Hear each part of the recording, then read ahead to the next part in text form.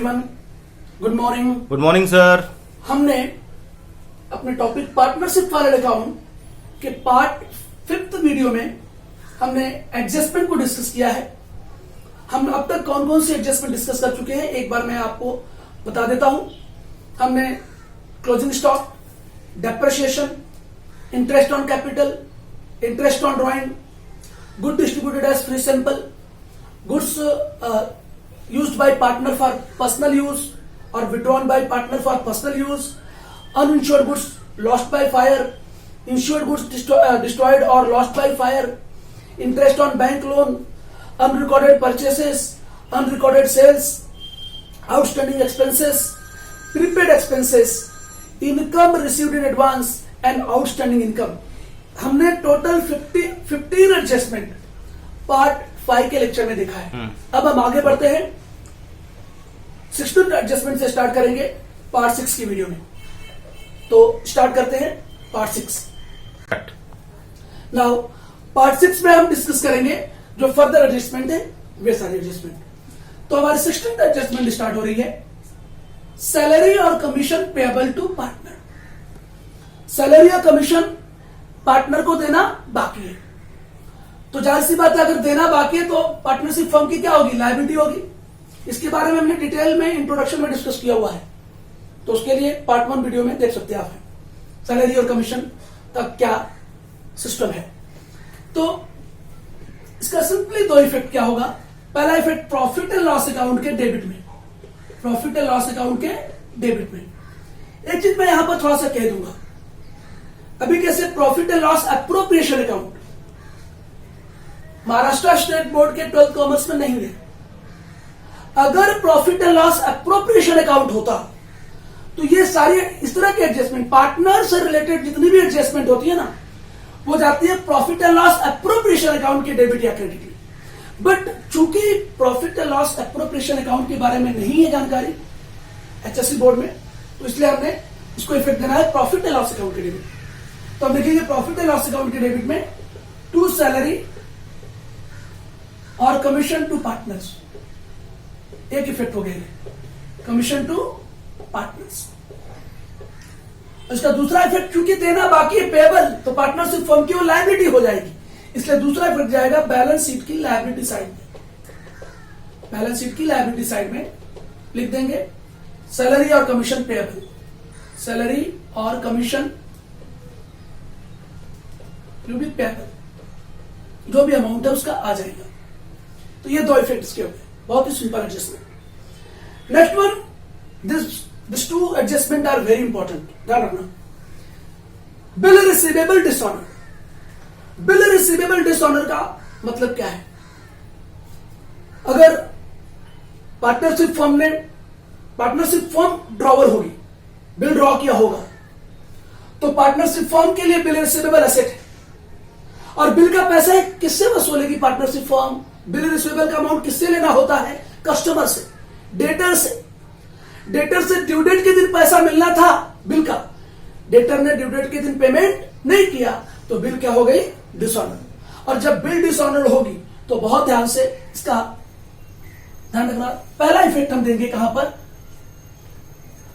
Balance sheet के asset side में, balance sheet asset side, ध्यान देना, बहुत ही महत्वपूर्ण एडजस्टमेंट है ये। बैलेंस शीट के एसेट साइड में सबसे पहले हम सन्ड्री डेटर में से, सन्ड्री डेटर में ऐड कर देंगे क्या, जो बिल रिसीवेबल का अमाउंट है, जो बिल रिसीवेबल डिसऑनर हुई है उसका अमाउंट ऐड कर देंगे। तो सन्ड्री डेटर में के अमाउंट में ऐड कर देंगे बिल रिसीवेबल डिसऑनर। कितने अमाउंट का बिल है जो डिसऑनर हुआ है वो अमाउंट इसमें ऐड कर देंगे, और फिर बाकी फर्दर एडजस्टमेंट करेंगे और उसके बाद आउटर में जाएंगे। यहां पे फिलहाल यही है, इसलिए आप आउटर में जा रहे हैं। दूसरा इसका इफेक्ट क्या होगा, दूसरा इफेक्ट भी इसका ध्यान रखना, ये ऐसी एडजस्टमेंट है, दूसरा इफेक्ट भी इसका बैलेंस शीट के एसेट साइड में ही होगा। ज्यादातर आपने एडजस्टमेंट क्या देखा, 2 जगह डेबिट और क्रेडिट में होती थी, ये एकदम स्पेशल वन एडजस्टमेंट है। देखिए ध्यान से, बैलेंस शीट के एसेट साइड में सन्ड्री डेटर में ऐड कर दिए, तो बिल रिसीवेबल में से क्या हो जाएगा, लेस। बिल रिसीवेबल जो होगा असेट में ही, बिल रिसीवेबल कहा आता है एसेट में। बिल रिसीवेबल के अमाउंट में से लेस कर देंगे डिसऑनर्ड बिल का अमाउंट। डिसऑनर्ड बिल का अमाउंट हम क्या करेंगे, लेस कर देंगे और आउटर में चले जाएंगे। देखिए ये ऐसी एडजस्टमेंट, पहली ऐसी एडजस्टमेंट जिसका दोनों इफेक्ट कहा गया, बैलेंस शीट के असेट में गया। तो जो अमाउंट है बिल रिसीवेबल डिसऑनर का, वो बिल रिसीवेबल में से क्या करोगे, लेस कर दोगे और डेटर में ऐड कर दोगे, क्योंकि डेटर ने दिया नहीं तो हमारा और डेटर बढ़ जाएगा। भाई उससे पैसा मिलना था, उसने नहीं दिया, वो डिसऑनर कर दिया बिल, तो हम बोलेंगे ना अरे यार अब तेरा अमाउंट और डेटर का बढ़ गया, इसलिए ऐड कर दिया। और बिल रिसीवेबल का अमाउंट जितना मिलना था उसमें से जितना अमाउंट नहीं मिला वो लेस हो गया, तो बिल रिसीवेबल का अमाउंट रिड्यूस हो जाएगा और डेटर का अमाउंट बढ़ जाएगा, इंक्रीज हो जाएगा। तो बहुत ही सिंपल एडजस्टमेंट। सेम ऐसे अनदर इंपॉर्टेंट एडजस्टमेंट है बिल पेबल डिसऑर्डर का। भाई पार्टनरशिप फर्म के ऊपर भी कोई बिल ड्रॉ कर सकता है, तो पार्टनरशिप फर्म की लायबिलिटी होती है बिल पेबल। अगर पार्टनरशिप फर्म ने ही बिल डिसऑर्डर कर दिया तो क्या होगा, तो इसका तो इफेक्ट बहुत सिंपल क्या होगा, देखिए ध्यान से, ये भी दोनों इफेक्ट इसका बैलेंस शीट की लायबिलिटी में होगा। Balance sheet liability side, balance sheet liability side क्या करेंगे हम, सेम तरह से हम सन्ड्री क्रेडिटर में से, मुझे बताइए बिल का अमाउंट किसको हम पे करते हैं, हम मतलब पार्टनरशिप फर्म किसको पे करती है, क्रेडिटर्स को। अरे भाई क्रेडिटर से गुड्स परचेस किया पार्टनरशिप फर्म ने क्रेडिट पर, पार्टनरशिप फर्म ने उसके ऊपर क्रेडिटर ने बिल ड्रॉ किया होगा, पार्टनरशिप फर्म ने बिल को एक्सेप्ट किया होगा, तो पार्टनरशिप फर्म के लिए बिल पेबल क्या है, लायबिलिटी है, इसलिए बैलेंस शीट की लायबिलिटी में गए। और क्या करेंगे, sundry debtor, sorry sundry creditor, ध्यान रखना बेटा, सन्ड्री क्रेडिटर अवर सप्लायर, जो भी अमाउंट होगा वो लिखेंगे हम ट्रायल बैलेंस से ला करके। जितने का बिल पार्टनरशिप फर्म ने क्या किया है, डिसऑनर किया है बिल पेबल का अमाउंट, वो यहां पर क्या हो जाएगा, ऐड हो जाएगा, add bill payable dishonour, bill payable dishonour का अमाउंट इसमें ऐड कर देंगे और आउटर में चले जाएंगे, या जो भी एडजस्टमेंट बाकी रहेगा तो करने के बाद आउटर में जाएंगे। फिलहाल तो ये करना है।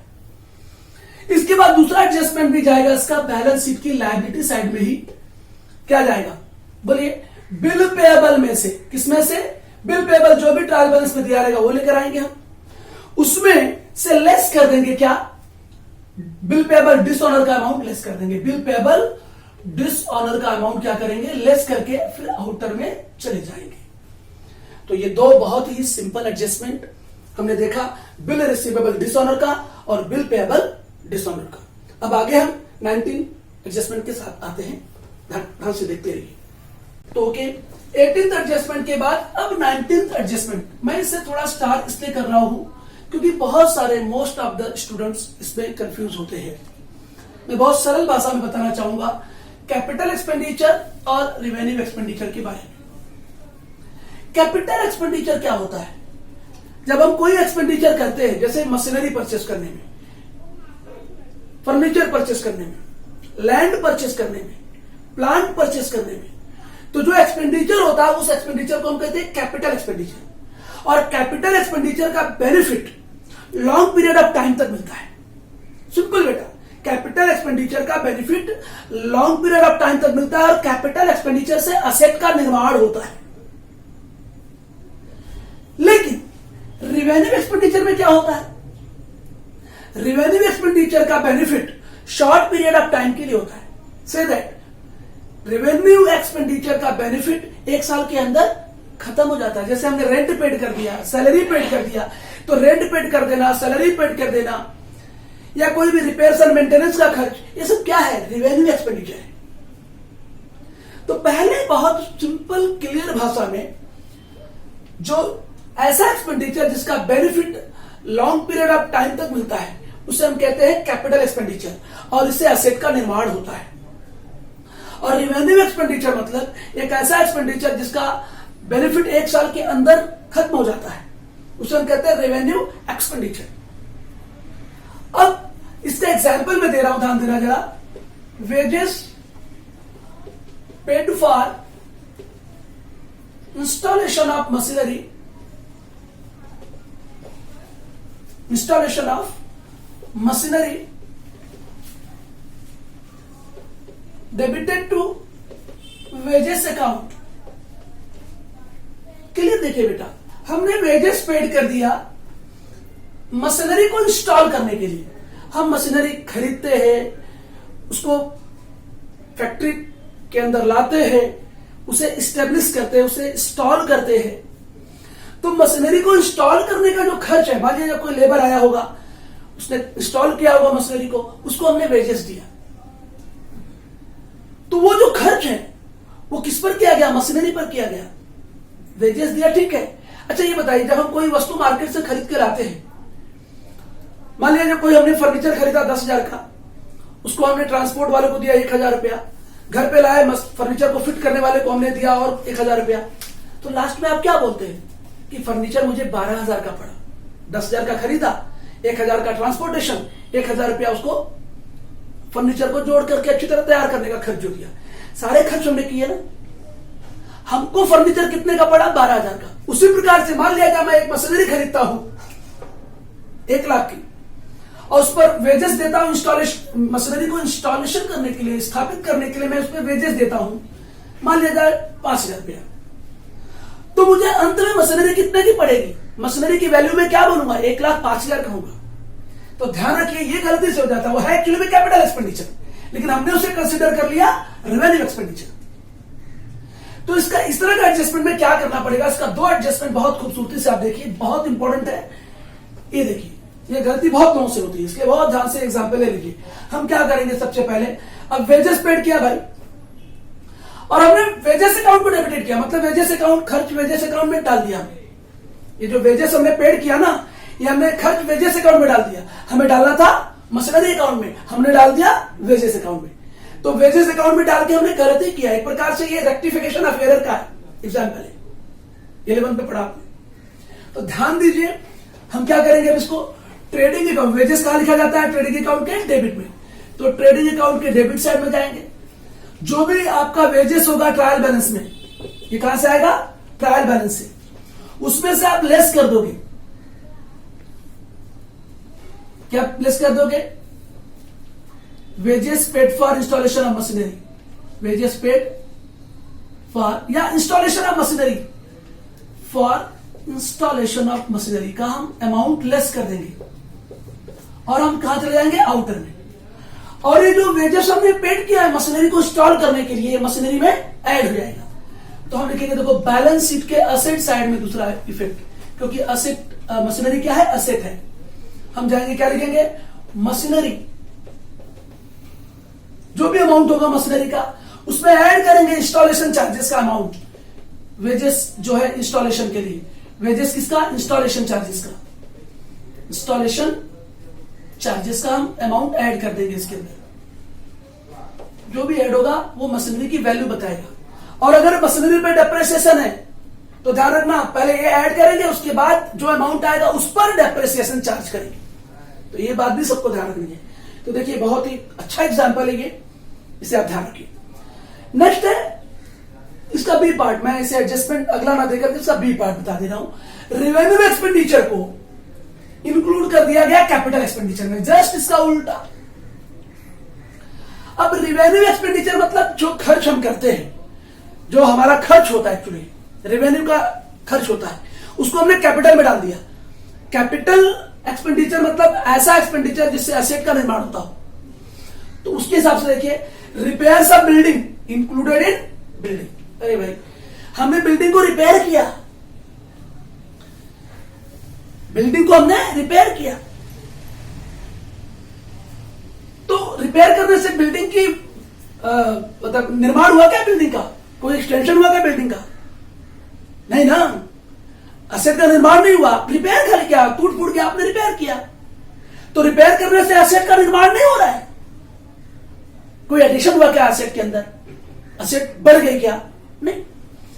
तो ये गलती से रेवेन्यू एक्सपेंडिचर था एक्चुअली में, उसको हमने कैपिटल एक्सपेंडिचर में ऐड करके गलती किया, मतलब हमने बिल्डिंग में ऐड करके गलती किया।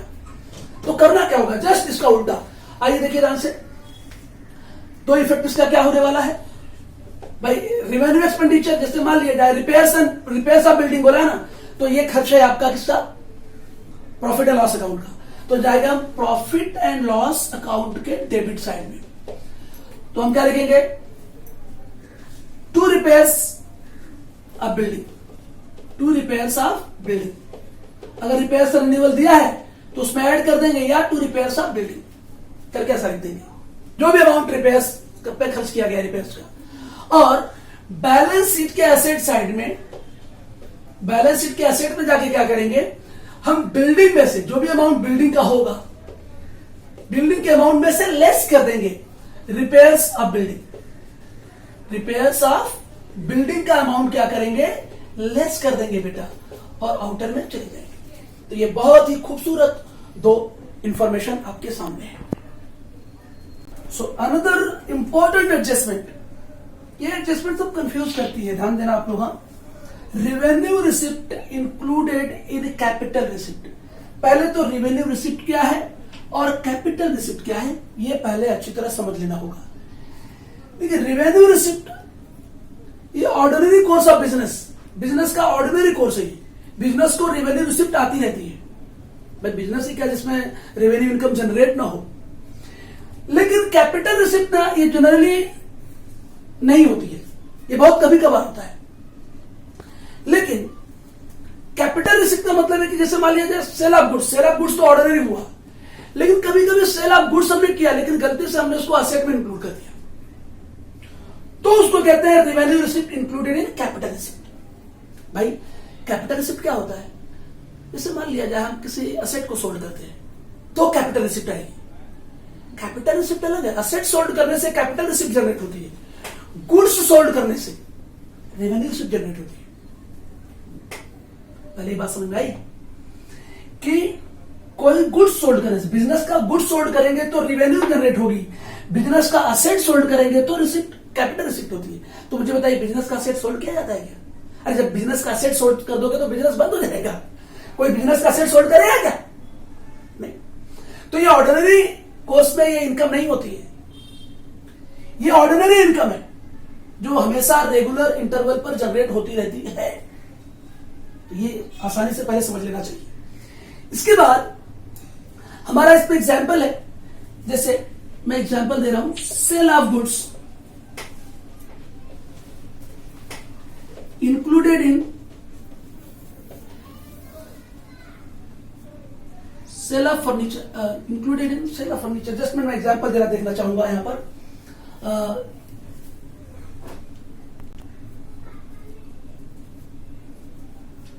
एग्जाम्पल क्या है, sale of assets included in sales.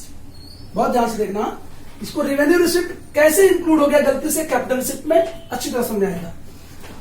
इसका जरा ध्यान दीजिएगा इफेक्ट अच्छी तरह से। अब मुझे बताइए, सबसे पहले सेल ऑफ असेट्स है और हमने इंक्लूड कहा किया है सेल में। सेल्स कहां आता है हमारा, ट्रेडिंग अकाउंट के क्रेडिट साइड में। तो पहला इफेक्ट जाएगा ट्रेडिंग अकाउंट क्रेडिट साइड, हम लिखेंगे बाय सेल्स, उसमें से हम क्या लिख देंगे, लेस कर देंगे जो कंसर्न असेट हमने सेल किया, इसमें इंक्लूड किया है ना हमने, किसमें, असेट को सोल्ड किया और लिखा कहा सेल्स में। अब 20th adjustment, revenue receipt included in capital receipt. भाई रेवेन्यू रिसिप्ट क्या है, जो बिजनेस के ऑर्डिनरी कोर्स में आता है, जो बिजनेस की रेगुलर इनकम होती है, उसे हम रेवेन्यू रिसिप्ट कहते हैं। कैपिटल रिसिप्ट ये ऑर्डिनरी कोर्स में नहीं आता बिजनेस के, ये रेगुलर इनकम जैसी चीज नहीं होती है। कैपिटल रिसिप्ट कब आता है, जब हम कोई एसेट सोल्ड करते हैं तो वो कैपिटल में कन्वर्ट होता है। बट पार्टनरशिप फर्म कभी भी किसी एसेट को बेचना चाहेगी क्या, एसेट को बेचने से बिजनेस क्या होगा, बिजनेस की एसेट जाएगी तो बिजनेस चलेगा क्या, नहीं चलेगा। Business must be required to run the business, asset required या asset must be required to run the business. इसलिए कैपिटल रिसिप्ट में गलती से रेवेन्यू रिसिप्ट को ऐड कर लिया गया, इंक्लूड कर लिया गया। तो ये एडजस्टमेंट को ध्यान से इसके एग्जांपल के साथ देखिए। सेल ऑफ गुड्स, अगर गुड्स सेल करेंगे तो रेवेन्यू रिसिप्ट आएगी। आपने गलती से कहा इंक्लूड कर दिया सेल ऑफ फर्नीचर, अरे भाई फर्नीचर अगर सेल करेंगे तो कैपिटल रिसिप्ट आता है। बेचा गुड्स और इंक्लूड कर दिया फर्नीचर में, तो दोनों अलग अलग है ना।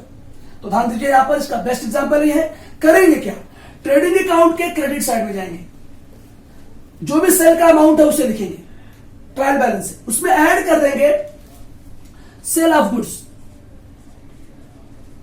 पूरा लिख देंगे sale of goods included in furniture, included in furniture अच्छी तरह से लिख लेंगे ताकि कोई कंफ्यूजन न रहे। इसमें एक्चुअली वो सेल ऑफ गुड्स किसका पार्ट है? रेवेन्यू रिसिप्ट का पार्ट है, और रेवेन्यू रिसिप्ट कहा जाएगी यहां पर सेल करने पर ट्रेडिंग अकाउंट के क्रेडिट में जाएगी।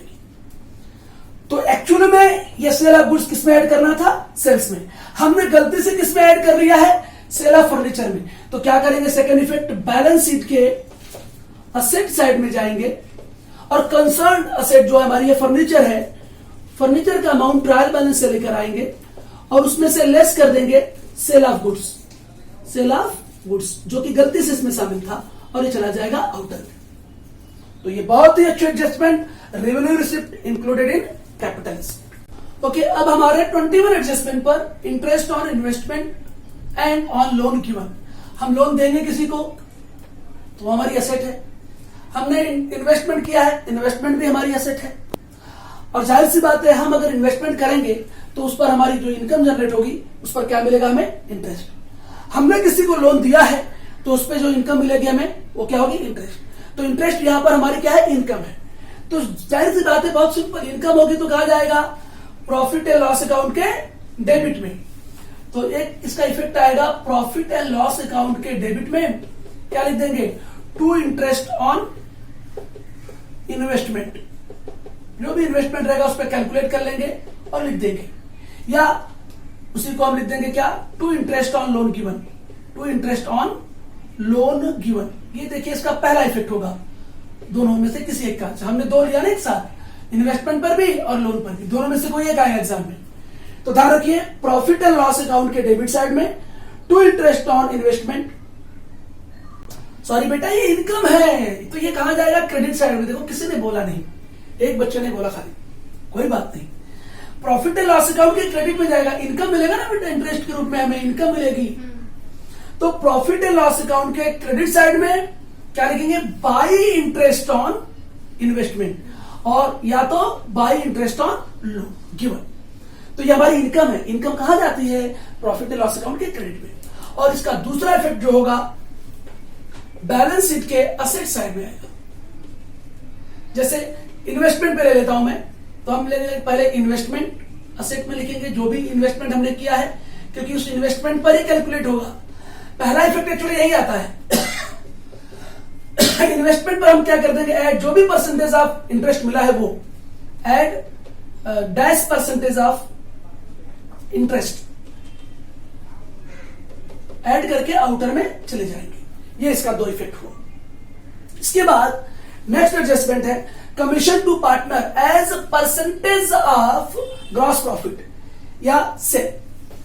भाई पार्टनर को कभी कभी कमीशन मिलता है, अगर प्रोविजन रहेगा इंडियन पार्टनरशिप एक्ट में, तो कमीशन अगर पार्टनर को मिलेगा किस पर?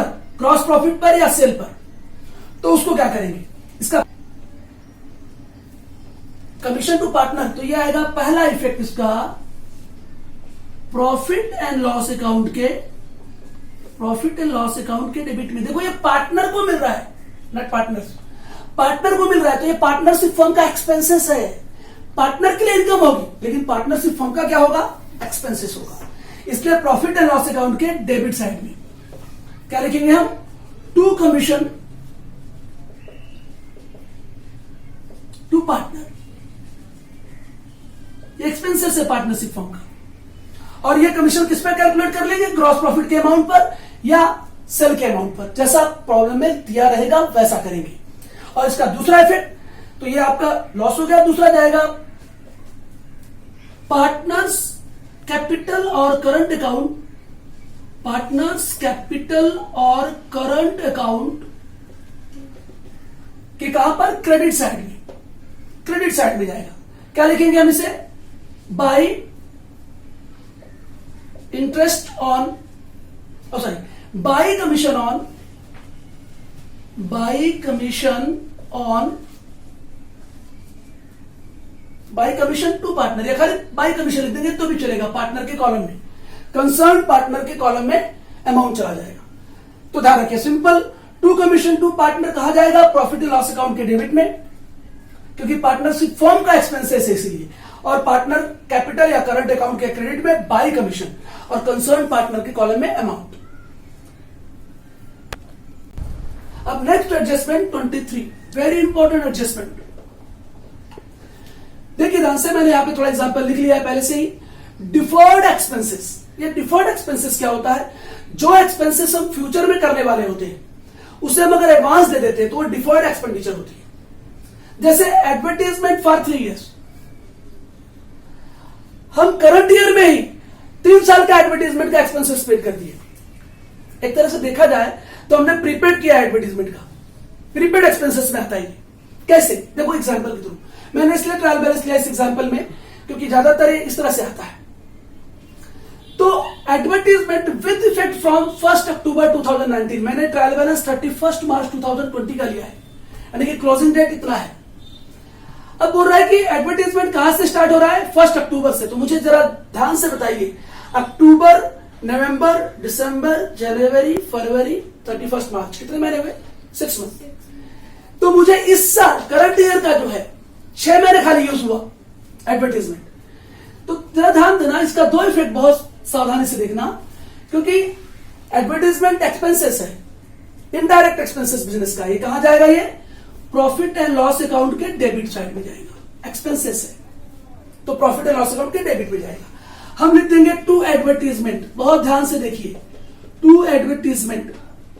ये ट्रायल बैलेंस वाला अमाउंट 6000, कितना आ गया? 6000। अब मुझे बताइए इस साल करंट ईयर, अच्छा मुझे बताइए यहां पे 3 years मेंशन किया है, एडवर्टीजमेंट फॉर 3 years, और यहां दिया 6000। तो अगर देखा जाए तो 1 साल का 2000, तो 3 साल का 6000, यही होता है ना। 3 साल का 6000 है, मतलब क्या हुआ? 1 साल का 2000। ये तो सिंपल कैलकुलेशन है, 1 साल का 2000। लेकिन इस एकेडमिक ईयर में यहां से यहां तक डेट को देखो जरा ध्यान से, 1 October 2019 से 31 March 2020 तक how many month? There are 6 months। तो 6 month का एक्सपेंडिचर कितना होगा फिर? 1 साल का 2000, तो 6 month का कितना होगा? 1000। तो इसका मतलब इस साल का एक्सपेंडिचर एडवर्टाइजमेंट पे खाली 1000 हुआ, बाकी जो 5000 बच रहा है इसमें, वो क्या हो गया? प्रीपेड हो गया। तो बेटा ध्यान से हम क्या लिखेंगे? Less prepaid advertisement. Prepaid advertisement कितना हो गया? 5000, क्योंकि इस साल एडवर्टाइजमेंट पे हमने खर्चा किया केवल 1000 रुपया एग्जैक्टली, और खर्चा इस साल के प्रॉफिट एंड लॉस अकाउंट में जाएगा ना भाई। इस साल का ही खर्च दर्शाओगे ना प्रॉफिट एंड लॉस अकाउंट में। बाकी जो 5000 रुपया हमने ज्यादा भर दिया वो प्रीपेड है और चला जाएगा वो बैलेंस शीट के असेट साइड में, क्योंकि प्रीपेड एक्सपेंसेस हमारी असेट होती है। ये चला जाएगा बैलेंस शीट के असेट में। हम लिखेंगे प्रीपेड एडवर्टाइजमेंट। प्रीपेड एडवर्टाइजमेंट कितना? 5000। तो ये बहुत ही बड़ी एग्जाम्पल इसका है। अब एक important adjustment, 24th adjustment, provision और रिजर्व फॉर डाउटफुल डेप्ट मेंटेन्ड ऑन सन्ड्री डेटर। ये मोस्टली आती है, 11th में भी था, 12th में भी है। तो इसके लिए 2 पार्ट है, 2 फार्मूले है अपने पास। हम 2 फार्मूले से चलेंगे और उसके एडजस्टमेंट को देखेंगे, इसके इफेक्ट को देखेंगे। पहला है formula, if bad dept plus further bad dept plus new RDD is greater than old RDD. ये फार्मूला है। बैड डेप्ट कहां दिया रहेगा आपको? ट्रायल बैलेंस के डेबिट में। मैं यहां पे लिख दे रहा हूं, मेंशन कर दे रहा हूं सब शॉर्टकट में। फर्दर बैड डेप्ट्स कभी दिया रहता है कभी नहीं, ये एडजस्टमेंट में दिया रहेगा। दिया है तो ठीक, नहीं दिया तो स्किप कर देना। और न्यू आरडीडी, ये एडजस्टमेंट ऑलरेडी दिख रही है आपको, इसी को हम न्यू आरडीडी बोलते हैं। प्रोविजन और रिजर्व फॉर डाउटफुल डेप्ट मेंटेन्ड ऑन सन्ड्री डेटर को ही क्या कहते हैं? न्यू आरडीडी या न्यू पीडीडी भी बोलते हैं। प्रोविजन फॉर डाउटफुल डेप्ट या रिजर्व फॉर डाउटफुल डेप्ट। फॉर्मूला क्या है? इज ग्रेटर देन, ये दिया रहेगा एडजस्टमेंट में, ध्यान देना पहले, और ये दिया रहेगा ट्रायल बैलेंस के क्रेडिट साइड में। कौन सा आइटम कहां दिया होगा क्लियरली मेंशन है, आप ढूंढेंगे ट्रायल बैलेंस में सब दिखेगा। ये दोनों बातें एडजस्टमेंट में दी होंगी। फिलहाल हमने केवल एडजस्टमेंट में न्यू आरडीडी दिया है, लेकिन अगर फर्दर बैड डेप्ट्स भी दिया है तो करना क्या होगा? फार्मूला क्लियर कह रहा है एकदम कि अगर bad debts plus further bad debts plus new RDD is greater than old RDD, तो करना क्या होगा? पहला इफेक्ट, मैं यहां पर फर्स्ट इफेक्ट दे रहा हूं, ये जाएगा, अगर ये सिचुएशन हुई तो ये जाएगा प्रॉफिट एंड लॉस अकाउंट के डेबिट साइड में। पहले तो एग्जैक्टली इसे हम कैलकुलेट करते हैं कहां पर, बैलेंस शीट में। देखो क्या दिखाते हैं, पहले बैलेंस शीट में देख लीजिए। बैलेंस शीट असेट साइड, कहां जाएगा ये, असेट साइड। मैं एक ही साइड ड्रॉ कर रहा हूं, समझने के लिए ध्यान देना। बैलेंस शीट के असेट में ये देखो असेट ले लिया हमने, दो कॉलम ले रहे हैं उनका, इनर और आउटर। ये देखिए हम बैलेंस शीट के असेट में क्या लिखेंगे, सन्ड्री डेटर। ये किस पर है, डेटर पर है ना, मेंटेन, तो सन्ड्री डेटर। एक बात बता दूं, सन्ड्री डेटर का मैं यहां पे पूरा उपयोग कर रहा हूं, क्या क्या एडजस्टमेंट इससे रिलेटेड है। पहले आप क्या ऐड करोगे, अनरिकॉर्डेड सेल। अनरिकॉर्डेड सेल है तो, नहीं है तो नहीं ऐड करना, देखने का एडजस्टमेंट को ध्यान से। उसके बाद जो भी अमाउंट आएगा इनर कॉलम में लिखेंगे, उसमें से हम लेस कर देंगे फर्दर बैड डेट्स। अगर दिया है तो, नहीं दिया है तो कोई बात नहीं। लेस करने के बाद जो भी अमाउंट आएगा हम इनर में लिखेंगे। अब जो अमाउंट आएगा उस पर न्यू आरडीडी कैलकुलेट करोगे या न्यू पीडीडी। न्यू आरडीडी ये परसेंटेज दिया रहेगा आपको, ये इस अमाउंट पर कैलकुलेट होगा, और जो भी अमाउंट आएगा हम उसको आउटर कॉलम में लेके जाएंगे। ये इसका फर्स्ट इफेक्ट होता है। सेकेंड इफेक्ट में हम क्या करेंगे, फार्मूला देखेंगे। क्या मॉडल क्या ट्रायल बैलेंस के क्रेडिट में दिया हुआ, क्या ट्रायल बैलेंस के क्रेडिट में दिया हुआ ओल्ड आरडीडी, ये देखो रिजर्व फॉर डाउट, ये ओल्ड नहीं लिखा रहेगा, खाली लिखा रहेगा ट्रायल बैलेंस के क्रेडिट में रिजर्व फॉर डाउटफुल डेप्ट।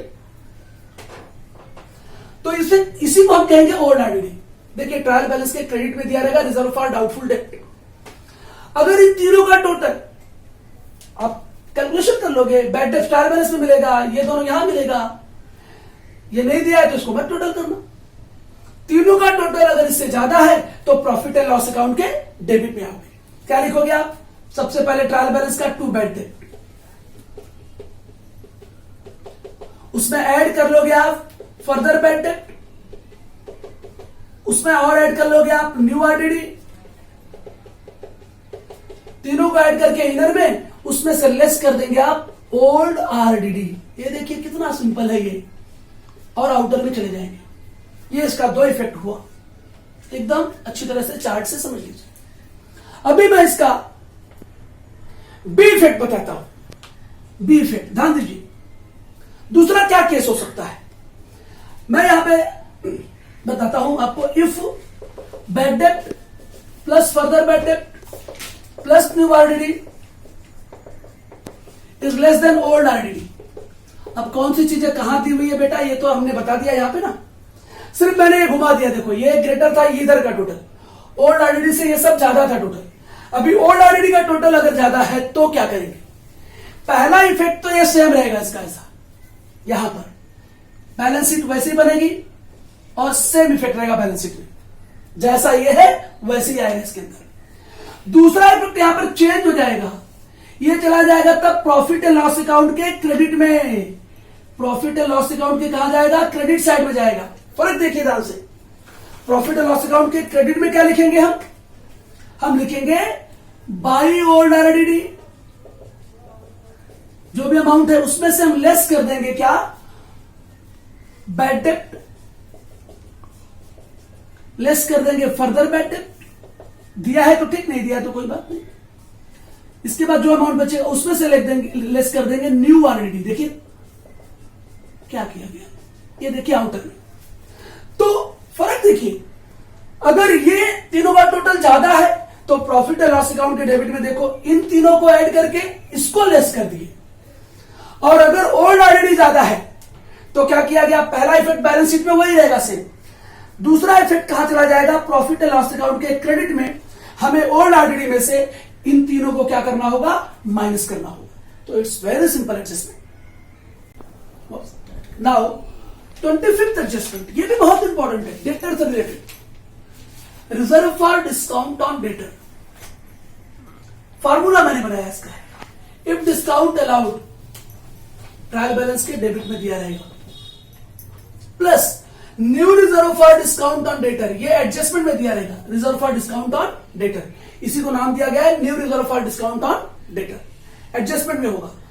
और ये दिया होगा आपको old reserve for discount on debtor, मतलब ट्रायल बैलेंस के क्रेडिट में लिखा रहेगा reserve for discount on debtor का लिखा रहेगा, उसे हमने नाम दिया old reserve for discount on debtor. अगर ट्रायल बैलेंस के डेबिट वाला डिस्काउंट ऑन डिस्काउंट अलाउंट और जो एडजस्टमेंट वाला reserve for discount on debtor है, इन दोनों का टोटल ट्रायल बैलेंस के क्रेडिट वाले से ज्यादा रहा, तो इसका जो पहला इफेक्ट तो हम बैलेंस शीट में दिखाएंगे, उसको समझा रहा हूं मैं, लेकिन इसका दूसरा इफेक्ट जो जाएगा वो जाएगा प्रॉफिट एंड लॉस अकाउंट के डेबिट में, प्रॉफिट एंड लॉस अकाउंट के डेबिट साइड में। मैंने डेबिट साइड की ओर बना के लिया है, ध्यान देना।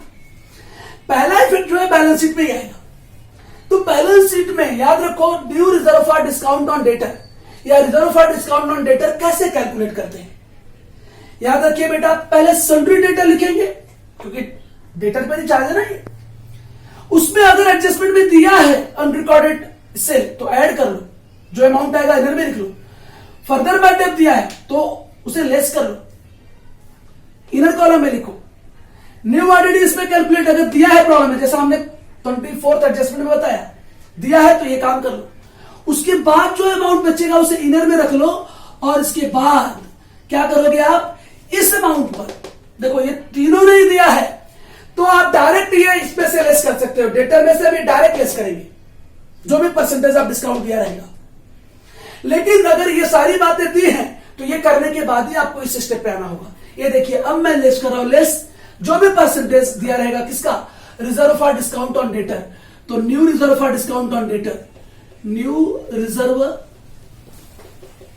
For discount on debtor. अब मैं ये किस पर कैलकुलेट करूंगा, परसेंटेज इस अमाउंट पर कैलकुलेट करूंगा और लेस करके आउटर में चला जाऊंगा। इसके बाद इसका दूसरा इफेक्ट क्या होगा, ये देखिए फार्मूले को ही दूसरा इफेक्ट मान के रखना है। इन दोनों का टोटल ज्यादा अगर है, ध्यान से करना है, ये अमाउंट ट्रायल बैलेंस के डेबिट में दिया हुआ डिस्काउंट अलाउड और ये वाला amount new reserve for discount वाला अमाउंट डेटर पर, ये दोनों अगर ट्रायल बैलेंस के क्रेडिट में दिए हुए reserve for discount on debtor से ज्यादा है तो जाएगा ये इफेक्ट पहला। दूसरा इसका प्रॉफिट एंड लॉस अकाउंट के डेबिट में क्या लिखेंगे, to discount allowed, to discount allowed जो भी अमाउंट है ये लिख लेंगे। उसमें हम ऐड कर लेंगे कौन सा, ये वाला अमाउंट, यानी कि ये amount new reserve for discount, new reserve for discount on debtor, on debtor, ये ऐड कर लेंगे। ऐड करके जो भी अमाउंट आएगा उसमें से हम लेस कर देंगे old reserve for discount on debtor का amount, less old reserve for discount on debtor, ये अमाउंट लेस कर देंगे। बहुत सिंपल सा इफेक्ट है, अगर ध्यान से 2 बार देखेंगे तो आपको समझ में आएगा। इसके बाद मैं इसका बी पार्ट डिस्कस कर रहा हूं। अगर केस चेंज हुआ तो मैं इसी में बता दे रहा हूं। सपोज दैट अगर इन दोनों के टोटल से ज्यादा हुआ old reserve for discount on debtor का टोटल, तो क्या करना होगा। तो मैं बी पार्ट में ला रहा हूं, ध्यान देना आप लोग, अच्छी तरह से अगर ध्यान देंगे तो आ जाएगा। मैं इसको लिख नहीं रहा हूं। अगर सपोज दैट अगर ये ज्यादा हो गया तो क्या होगा, तो मैं यहां पे बता रहा हूं, ध्यान देना, मैं लिख नहीं रहा हूं, बता रहा हूं। अगर ये ज्यादा हो गया तो, अगर old reserve for discount on debtor का टोटल इन दोनों के टोटल से ज्यादा हुआ तो क्या करोगे, तो आप जाओगे प्रॉफिट एंड लॉस अकाउंट के क्रेडिट में, प्रॉफिट एंड लॉस अकाउंट के क्रेडिट में। पहला इफेक्ट बेटा ये सेम रहेगा इसका, इस केस में भी ये पहला इफेक्ट सेम रहेगा, फर्स्ट इफेक्ट। सेकेंड इफेक्ट के लिए क्या करना होगा, प्रॉफिट एंड लॉस अकाउंट के क्रेडिट में जाओगे। क्या करोगे आप, इसमें से इन दोनों को माइनस कर दोगे। हम लिखेंगे बाई, क्रेडिट में क्या लिखते हैं, by reserve, old reserve for discount on debtor. उसमें से हम क्या करेंगे, माइनस कर देंगे डिस्काउंट अलाउड को माइनस कर देंगे, और जो बचेगा उसमें से माइनस कर देंगे हम new reserve for discount on debtor, new reserve for discount on debtor, इसको भी हम क्या करेंगे, माइनस कर देंगे, और जो बचेगा अमाउंट वो चला जाएगा आउटर में। तो ध्यान रखें, अगर ओल्ड रिजर्व का टोटल ज्यादा है तो फर्स्ट इफेक्ट यही रहेगा, सेकेंड इफेक्ट में क्या हो जाएगा, ये चला जाएगा प्रॉफिट एंड लॉस अकाउंट के क्रेडिट साइड में। तो बहुत ही इंपॉर्टेंट एडजस्टमेंट। अब देखिए 26 एडजस्टमेंट, एडजस्टमेंट नंबर 26, ये भी most important, reserve for discount on creditor. इसका ए फार्मूला मैंने बनाया है, if discount received, if discount received, ये दिया रहेगा ट्रायल बैलेंस के क्रेडिट में, plus new reserve for discount on creditor, ये एडजस्टमेंट में दिया रहेगा। इसको आरडीसी भी कहते हैं शॉर्टकट में, क्या कहते हैं, RDC, reserve for discount on creditor, is greater than old reserve for discount on creditor, and ये आपको दिया रहेगा ट्रायल बैलेंस के डेबिट में।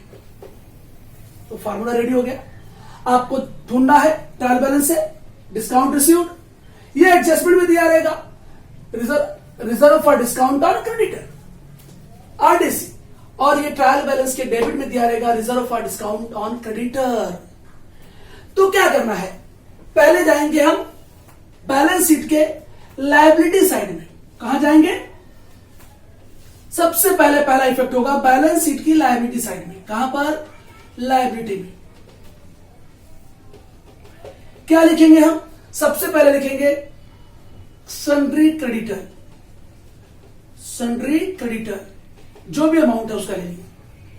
अगर अनरिकॉर्डेड परचेसेस है तो उसको ऐड कर लो, है तो नहीं तो नहीं। अनरिकॉर्डेड परचेस का एडजस्टमेंट हमने देखा था, है तो ऐड करो, नहीं है तो नहीं ऐड करना आप, हाँ है तो पहले ऐड कर लेना भाई।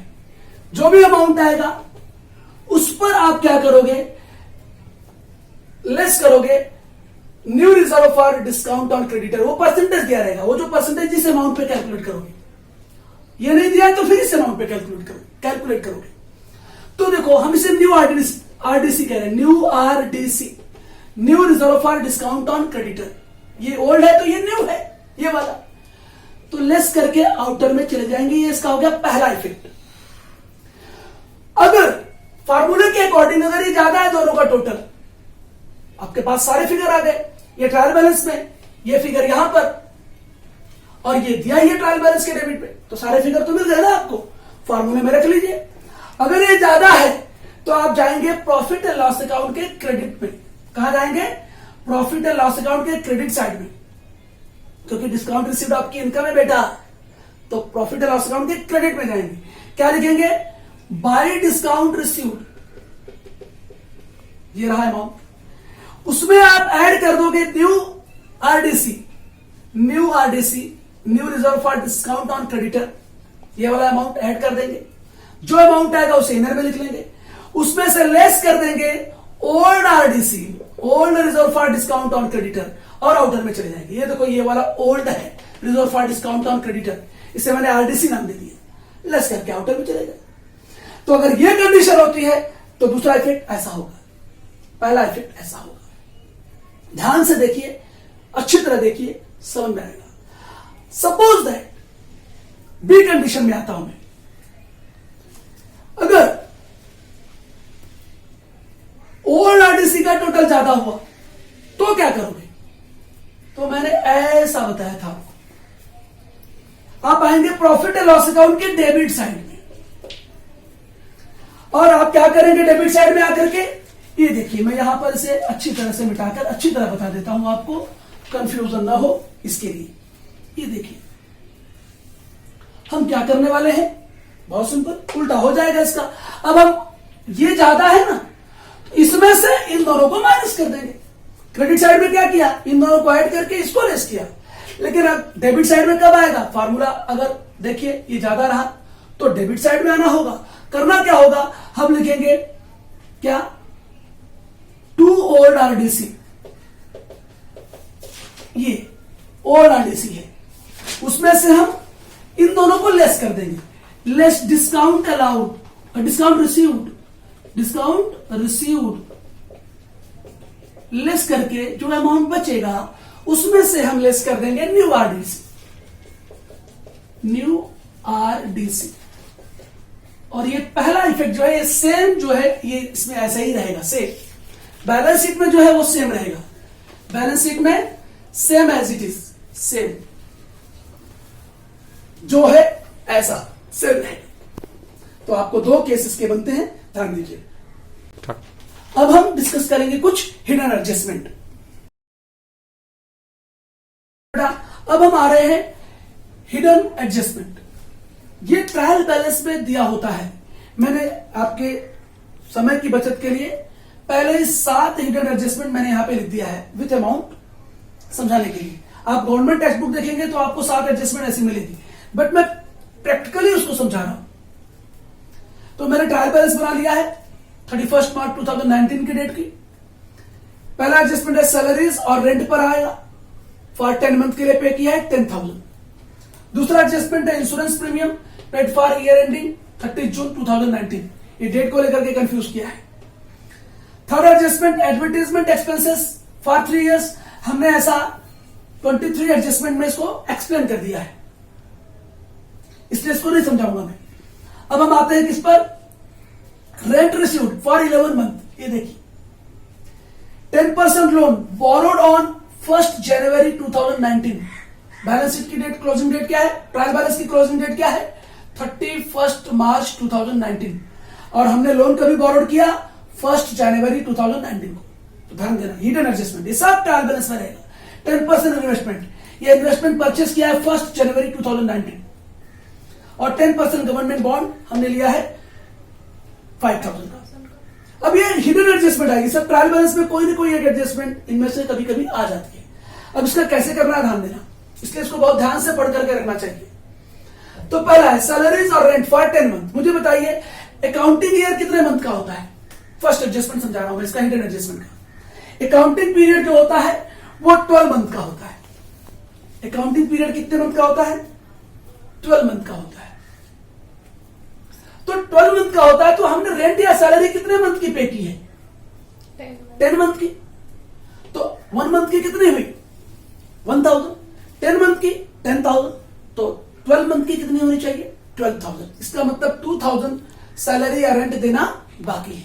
तो ध्यान दीजिए, हम क्या करेंगे, सबसे पहले ये एक मिनट, इनकम्प्लीट, और मेरी इंक खत्म हो गई थी। तो फर्स्ट एडजस्टमेंट को हमको क्या करना होगा, सैलरीज। सैलरीज क्या है? एक्सपेंसेस है ना हमारा, रेंट या सैलरी एक्सपेंसेस है। देखो डेबिट में ट्रायल बैलेंस की, डेबिट एंड क्रेडिट। तो हम लिखेंगे इसका पहला इफेक्ट देंगे प्रॉफिट एंड लॉस अकाउंट के डेबिट साइड में। कहां पर? डेबिट साइड में जाएंगे और हम लिखेंगे 2, चलो हम सैलरी ले लेते हैं। सैलरीज कितना? 10,000। हमने 10 मंथ की सैलरी 10,000 पे किया है, 10 मंथ की 10,000, तो 1 मंथ की 1,000। अकाउंटिंग पीरियड होता है 12 मंथ का, तो 2 महीने का सैलरी देना बाकी है। इसका मतलब हम क्या लिखेंगे, एड आउटस्टैंडिंग सैलरी। जो सैलरी देना बाकी, जो सैलरी देना बाकी उसे क्या कहेंगे? Outstanding salaries. 2 मंथ का कितना? 2,000 देना बाकी है, ये आउटर में चला जाएगा 12,000। और इसका दूसरा इफेक्ट क्या आएगा? देना बाकी है तो कहां जाएगा? बैलेंस शीट की लायबिलिटी साइड में जाएगा। बैलेंस शीट की लायबिलिटी साइड में जाएगा। क्या लिखेंगे? Outstanding salary, outstanding salaries. कितना? 2,000। ये आपका आ गया कितना? 12,000 था ये। और ये 2,000 किधर चला गया? ये जो आउटस्टैंडिंग देना बाकी है बैलेंस शीट की liability. So very simple effect. तो ये पहला एडजस्टमेंट हो गया। अब मैं आता हूं इसका दूसरा हिडन एडजस्टमेंट पे, बहुत इंपॉर्टेंट है, ध्यान देना। इंश्योरेंस प्रीमियम हमने भरा है 1200, लेकिन ये 1200 कब तक भरा है? पेड फॉर ईयर एंडिंग 30 जून 2019। अरे हमारी ट्रायल बैलेंस की ईयर कब एंड हो रही है भाई? 31 मार्च को 2019 को। और हमने भर दिया कहा 30 जून 2019 तक, मतलब मार्च के बाद अप्रैल, मई, जून, 3 महीने का हमने क्या भर दिया? एडवांस। एक तरह से प्रीपेड इंश्योरेंस प्रीमियम हो गया 3 मंथ का। तो इसका पहला इफेक्ट क्या करेंगे, ध्यान दीजिए। इसका ये पहले एडजस्टमेंट को मैं यहां पे दिखा देता हूं, ए फर्स्ट इफेक्ट और ये बी इफेक्ट, दूसरा इफेक्ट। अब मैं दूसरे हिडन एडजस्टमेंट को ला रहा हूं। प्रॉफिट एंड लॉस अकाउंट के कहां जाएगा ये? भाई प्रीमियम पेड किया है तो डेबिट में, खर्चा है, एक्सपेंसेस है। To insurance premium, to insurance premium कितना अमाउंट है? 1200 इनर कॉलम में। अब ध्यान देना, हमने कहां तक भरा? जून तक, 3 महीने का एडवांस भरा है। तो ये जो हमने एडवांस प्रीपेड है, क्या करेंगे? लेस कर देंगे इसमें से, लेस प्रीपेड इंश्योरेंस। हमने 3 महीने का ज्यादा भरा ना, तो जो ज्यादा भरेगा वो प्रीपेड इंश्योरेंस होगा। इंश्योरेंस प्रीमियम पूरा लिखने का, प्रीमियम। तो ये 3 मंथ का कैलकुलेट कैसे होगा? ध्यान देना, यहां पे मैं कैलकुलेशन बता रहा हूं आपको। यहां पर 1200 का 3 मंथ का हमने एक्स्ट्रा भरा है 12 मंथ से। आउट ऑफ 12 मंथ हमने 3 मंथ का ज्यादा पे कर दिया है। तो इस तरह कैलकुलेशन होगा इसका। 12 1 12 एंड 100 का 3 से मल्टीप्लाई करोगे 300। तो ये 300 क्या आ जाएगा? प्रीपेड आ जाएगा। ये हमें 900 भरना था, हमने 1200 भरा, 3 मंथ्स का ज्यादा भरा। तो इस तरह से इसका कैलकुलेशन होगा। इसका दूसरा इफेक्ट जो प्रीपेड इंश्योरेंस प्रीमियम है, ये जाएगा कहां पर? ये फर्स्ट इफेक्ट हुआ, और मैं ला रहा हूं उसका ए के बाद ए इफेक्ट और बी इफेक्ट दे रहा हूं। बैलेंस शीट के असेट साइड में जाएगा, असेट साइड में जाएगा। क्या लिखेंगे हम? Prepaid insurance premium, prepaid insurance premium कितना अमाउंट? 300 अमाउंट। ये वाला अमाउंट यहां आ गया। ये इसका 2 इफेक्ट के लिए क्लियर हो गया। इसका adjustment number second. Third adjustment जो है हिडन एडजस्टमेंट, एडवर्टाइजमेंट एक्सपेंसेस, ये हमने 23rd एडजस्टमेंट में समझाया है, तो इसे मैं नहीं समझा रहा हूं। फोर्थ में आएगी इसके लिए स्टार्ट। अभी हम जा रहे हैं फोर्थ हिडन एडजस्टमेंट पर। रेंट रिसीव्ड है 11 मंथ के लिए 1100। भाई पूरे साल में 12 महीने होते हैं, 11 महीने का मिला है, मतलब 1 महीने का मिलना बाकी है। उसको बोलते हैं आउटस्टैंडिंग इनकम। क्या बोलेंगे उसको? Outstanding income. तो ध्यान देना, यहां पर हम क्या कर रहे हैं, इसमें यहां पर पहला इफेक्ट इसका आएगा प्रॉफिट एंड लॉस अकाउंट के क्रेडिट में। कहां पर? क्रेडिट साइड में। क्या लिखेंगे हम? Bye rent received, bye rent received कितने महीने का मिला है? 11 मंथ का 1100 में मिला है। तो 1 महीने का मिलना बाकी है ना, पूरे साल में 12 महीने होते हैं। अर्थ यह हुआ कि 1 महीने का रेंट मिलना बाकी है, तो हम उसे ऐड करेंगे आउटस्टैंडिंग इनकम करके। Outstanding income, income which are earned but not received. तो ये आ गया ऐड करने पर 1200, 12 महीने का 1200 हो गया। अभी चूंकि इनकम है, आउटस्टैंडिंग इनकम है, तो ये कहां जाएगा? इसका दूसरा इफेक्ट बैलेंस शीट के असेट साइड में जाएगा। असेट साइड क्या लिखेंगे हम? बैलेंस शीट के असेट साइड में क्या लिखेंगे? आउटस्टैंडिंग इनकम लिखेंगे खाली, और ये अमाउंट 100 रुपीज यहां पर आ जाएगा बैलेंस शीट के असेट में। तो ये हो गया आपका एडजस्टमेंट नंबर 4। अब मैं आ रहा हूं आपको लेकर एडजस्टमेंट नंबर 5, 5वां एडजस्टमेंट। 10% लोन, और लिखा है बोरोड ऑन। अगर हमने लोन लिया है तो वो लायबिलिटी है, लायबिलिटी है तो उसका मतलब क्या? रूल क्या है लायबिलिटी का? All liability source credit balance. तो ट्रायल बैलेंस में क्या होगा? क्रेडिट में होगा। लायबिलिटीज का कौन सा बैलेंस होता है? Credit balance. और एसेट का क्या होता है? Debit balance. सारी एसेट डेबिट में होती है और सारी लायबिलिटीज, सारी जिम्मेदारियां क्रेडिट में होती है। तो 10% लोन ये बोरोड किया हमने, मतलब लिया है लोन पार्टनरशिप फॉर्म में। तो जाहिर सी बात है, ये जो 10% यहां पे मेंशन कर रहा है ना, ये 10% इंटरेस्ट देना पड़ेगा। लेकिन प्रश्न उठता है कि लोन लिया कब है? 1/1/2019 और ट्रायल बैलेंस क्लोज हो रही है 31 मार्च 2019। तो जनवरी 2019, फरवरी एंड मार्च, 3 मंथ्स, 3 महीने आपने लोन यूज किया, लोन लेकर के इस साल का, तो आपको 3 महीने का 10% से इंटरेस्ट पे करना पड़ेगा। तो हम क्या करेंगे? इसका पहला इफेक्ट जाएगा बैलेंस शीट की लायबिलिटी साइड में। लायबिलिटी साइड में हम जाएंगे, क्या लिखेंगे? 10% लोन इनर कॉलम में कितना? 3000। अब बेटा हम इस पर क्या कर कैलकुलेट ऐड कर देंगे। Add 10% interest for 3 months,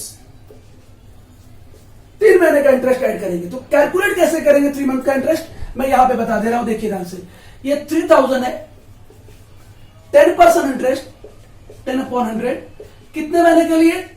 out of 12 month हमें 3 मंथ का इंटरेस्ट पे करना है, क्योंकि आपने मनी को 3 मंथ ही यूज किया इस एकेडमिक ईयर में। तो कैलकुलेशन हो गया, ये कैंसल, 3 4 जा 12 और 4 से आप इसे डिवाइड कर दो, 4 7 जा 28 आएगा, 2 4 5 जा 20, दैट इज 75 रुपीज क्या आ गया आपका इंटरेस्ट। तो हम क्या करेंगे, 75 रुपीज इंटरेस्ट इसमें ऐड कर देंगे।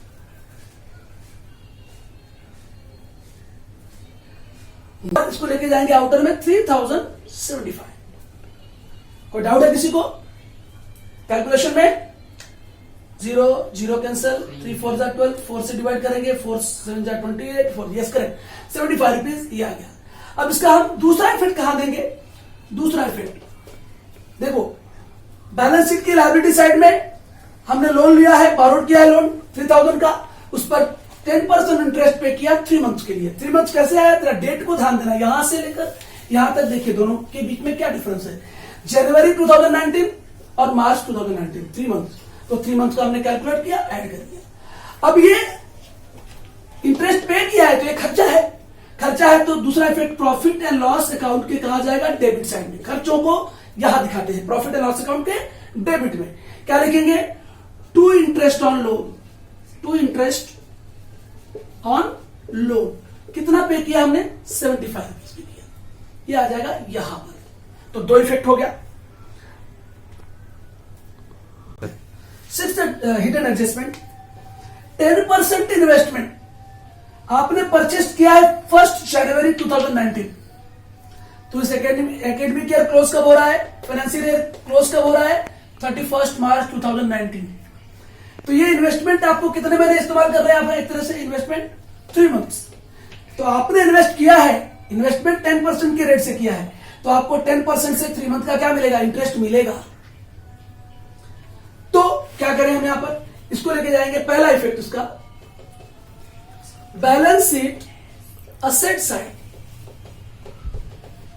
हम लिखेंगे इन्वेस्टमेंट, इन्वेस्टमेंट कितना? 10,000 इनर कॉलम में, प्लस ऐड कर देंगे हम 10% इंटरेस्ट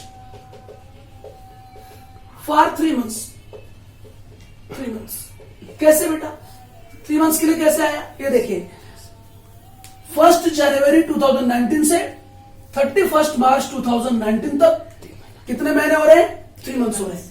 तो मैं यहां पे कैलकुलेट कर दे रहा हूं, 10,000 का 10% 3 मंथ्स के लिए, ये देखो आ गया आपका, ये 0 कैंसिल, ये 0 से 0 कैंसिल, 3 4 जा 12, 4 से 1000 को डिवाइड करोगे 250 आएगा। तो ये हमने यहाँ पे 250 ऐड कर दिया। हमें अब हमारे इन्वेस्टमेंट की वैल्यू हो गई 10,250। इंटरेस्ट मेरा 3 महीने का ना। अब ये इनकम है हमारी, इसलिए इसका दूसरा इफेक्ट जाएगा प्रॉफिट एंड लॉस अकाउंट के क्रेडिट साइड में। पार्टनरशिप फर्म की क्या है? ये इनकम है। तो प्रॉफिट एंड लॉस अकाउंट के क्रेडिट में लिखेंगे by interest on investment, by interest on investment 250 rupees. तो ये हो गया आपका एडजस्टमेंट, हिडन एडजस्टमेंट नंबर 6। अब हिडन एडजस्टमेंट नंबर 7 पर आते हैं। हमें क्या कह रहा है? 10% गवर्नमेंट बॉन्ड, आपने गवर्नमेंट बॉन्ड में इन्वेस्टमेंट किया जिस पर आपको 10% इंटरेस्ट मिलने वाला है। आप गवर्नमेंट बॉन्ड परचेस करते हैं, वह गवर्नमेंट सिक्योरिटी है ये, तो गवर्नमेंट आपको क्या दे रही है? 10% के रेट से फिक्स इंटरेस्ट देगी इस पर एज ए इनकम। तो क्या होगा? ध्यान दीजिए, सेम इसी तरह से हम जाएंगे बैलेंस शीट के फर्स्ट इफेक्ट, बैलेंस शीट के असेट साइड में क्या लिखेंगे हम? गवर्नमेंट बॉन्ड, गवर्नमेंट बॉन्ड कितने का लिया है आपने? 5,000 का। आपने मतलब पार्टनरशिप फॉर्म ने, उस पर कुछ नहीं लिखा है, सिंपल डेट वोट नहीं दिया है, तो एड 10% इंटरेस्ट। तो 5,000 का 10% कितना होगा? 500 रुपीज, और आउटर में चले जाएंगे आप 5,500। चूंकि ये भी इनकम है, इसलिए इसका दूसरा effect profit and loss account के कहा जाएंगे आप? क्रेडिट साइड में जाएंगे और लिखेंगे आप by interest on government bond, on government bond. कितना अमाउंट आया? 500 कैलकुलेट करने पर आया। तो ये हो गया आपका total 7 adjustment, hidden adjustment explain किया हमने। ध्यान दीजिए, अगर आप पार्ट 5 और पार्ट 6 के लेक्चर्स के वीडियोस पूरा क्लियरली देखेंगे तो हमने पूरी adjustment at a glance, that is विस्तार से हमने डिस्कस किया है। पूरी की पूरी एडजस्टमेंट के साथ आपको हिडन एडजस्टमेंट भी हमने एग्जाम्पल के साथ दिया है।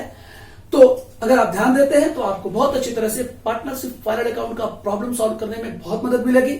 हम पार्ट 7 में आएंगे प्रैक्टिकल प्रॉब्लम के साथ। धन्यवाद।